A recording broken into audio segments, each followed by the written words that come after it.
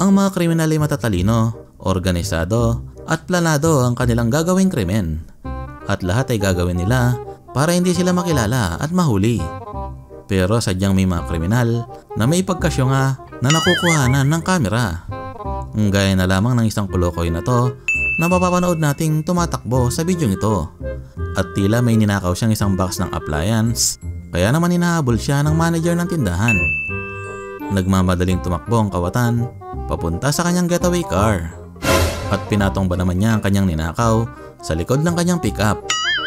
Kaya naman sabi ng manager, "Okay, yoinks, hindi ngayon tol, balik ka na lang next time."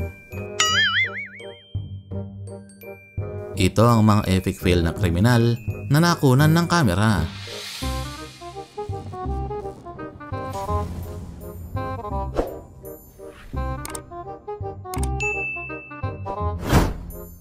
Isang kawatan naman ang naisipang mag-drive to sa McDo, hindi pala para mag-order, kundi para nakawin ang kaha ng pera. Pero sabi ng kaha, "Ayoko ngang sumama sa'yo." No.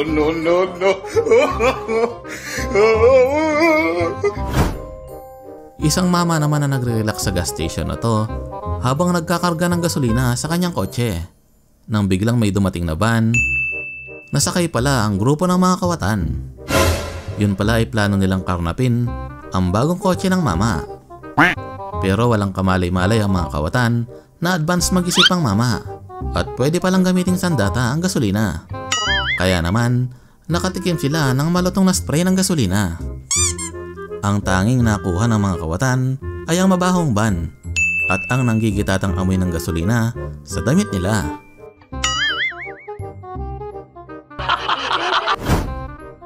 Ang kagandahan sa mga health insurance sa mga maunlad na bansa ay malaking halaga ang makukuha mong benefits dito. Kaya naman maraming mga kawatan ang gumagawa ng paraan para maisahan ang insurance. Gaya na lamang ng pang-best actor na aktingan ni Tatang sa video ito, kung saan mapapanood natin na sinadya niyang itapon ng mga yelo sa sahig. At umakating ito na nadulas dahil dito.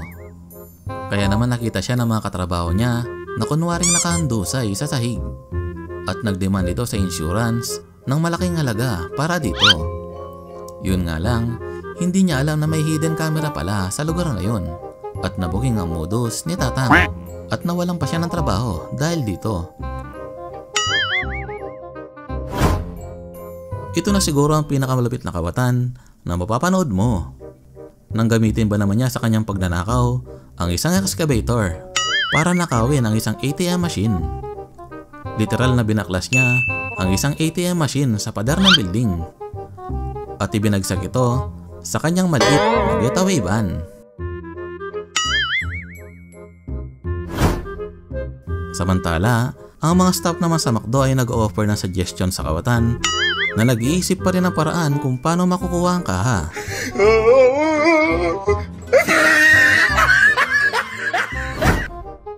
Isang babae naman na nagpunta ng supermarket para daw mag-grocery. Pero kakaibang grocery pala ang gagawin ng babae. Dahil ginawa niyang taguan ng grocery ang kanyang damit sa loob ng kanyang palda. At wala siyang kamalay-malay na tinitignan pala siya ng kamera. Isang grupo naman ng kawatan ang nakunan ng kamera sa bidyong ito nang pasukin nila ang isang shop para nakawin ang isang TV. Pero mahigpit ang pagkakakabit ng TV, kaya naman hindi maalis ng tangyangot. Samantala ang isang kasama niya ay tutulungan daw siya, kaya naman sinugod niya ang salamin. Dahil dito ang pangatlong kasama nila ay tumulong na din sa pag-alis ng TV. Pero hirap na hirap pa rin nilang maalis ang super lakas na TV hanggang sa tuluyang masira lang nila ito. Kaya naman wala ding napala ang mga kawatan. Ito naman daw notorious na grupo ng mga kawatan na tinatawag na Ichiwan Bandits, kung saan gumagamit sila ng malupit na teknik sa paggapang nang pasukin nila ang restaurant na to. Animoy uod ang mga kawatan at bigay todo talaga sa paggapang. Pero pagdating nila sa kaha ay nabokya ang mga ito dahil wala naman palang laman ang kaha ng restaurant. Isang mama naman na nagtangkang karnapin ang isang mamahaling kotse. Kaya naman sinubukan nitong basagin ang salamin ng driver side. Pero dahil matibay ang salamin ay hindi ito nabasag. Hindi naman agad na-discourage ang kriminal at kumuha pa ito ng mas malaking bato para ibato sa kotse. Kaya naman ganito ang napala niya. Tumalbog sa mukha niya ang bato at instant knockout ang napala niya. Isang grupo naman ng mga henyong kriminal ang nakaisip ng master plan sa pagnanakaw ng isang safe box. Step 1, nakawin ang safe box.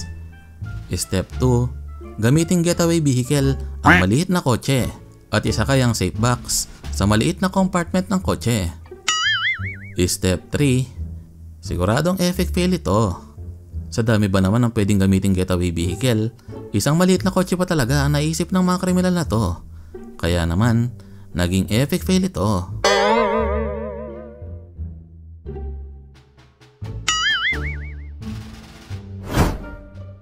Ang kawatan naman na to ay naghablot ng isang bag, sabay takbo ng mabilis sa mall. Nang biglang, papunta pala siya sa isang salamin ng mall. Kaya naman, ninakaut siya ng salamin.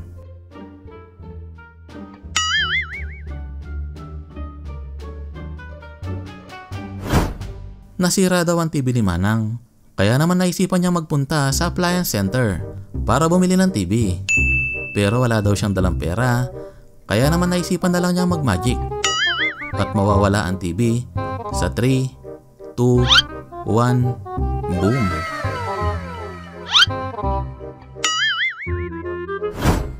Well, ang sunod na bida natin ay dinala ito sa ibang level dahil naisipan niyang nakawin ang isang chainsaw. Tama kapatid, chainsaw. Sa dami ng pwedeng nakawin ay chainsaw pa talaga ang naisipan niyang nakawin. Mapapanood natin ang siyong kriminal na pasimpleng sinuksok sa damit niya ang chainsaw sa pag-aakalang walang makakapansin sa kanya. Ang hindi niya alam ay napansin na pala ito ng mga empleyado sa store. Kaya naman, paglabas niya ng tindahan ay nahuli agad ito. Tapusin natin ang video sa pinaka-nakakatuwang clip. Nang mapansin ng may-ari ng bahay na kung ano-anong mga bagay ang nadadatnan niya, ay tinignan niya ang kanyang CCTV. Yun pala ang pusa niya ang salarin na kung ano-anong mga bagay ang ninanakaw niya sa mga kapitbahay.